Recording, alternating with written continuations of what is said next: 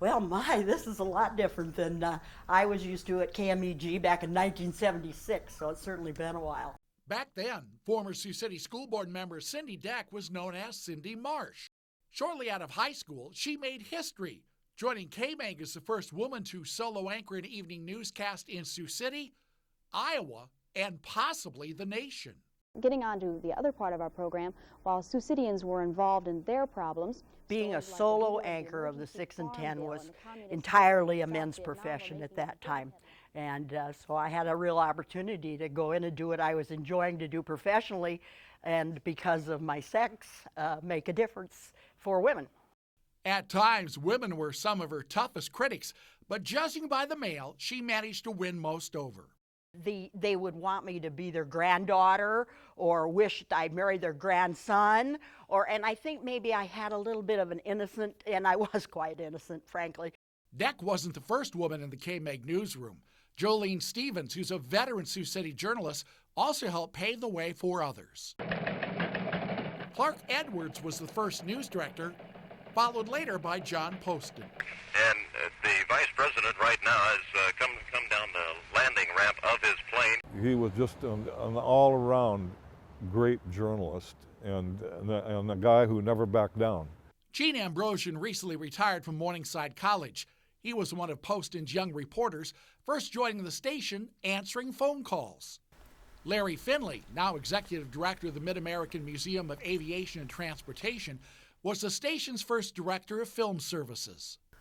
That man could pick up the phone and call most anybody, and if he didn't know them personally, he could convince them that he knew them and that they knew him, but they had just forgotten. But the newsroom's time and Deck's were short-lived, as she found out when telling General Manager Bob Donovan she was leaving for college. And he said, "Whew, I'm so glad, because I want to close the newsroom, and I just hired you, and I didn't want to do that to you." KMEG's weak UHF signal just couldn't reach enough viewers to sustain the costs of a newsroom.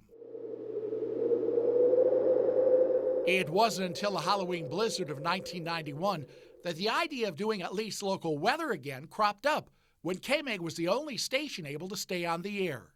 Siouxland's most accurate forecast, the KMEG Weather Eye.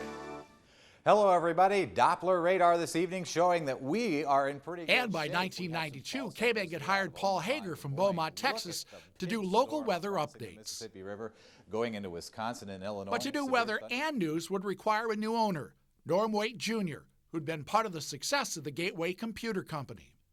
Norm wanted to own a local television station and make his mark in Sioux City on his hometown. And it would eventually require a different location than KMEG's longtime home near the rail yards in Floyd Boulevard. You could hear the trains go by in the yard throughout most of the day. In 1999, South Texan Kim Bridger began assembling a new news team.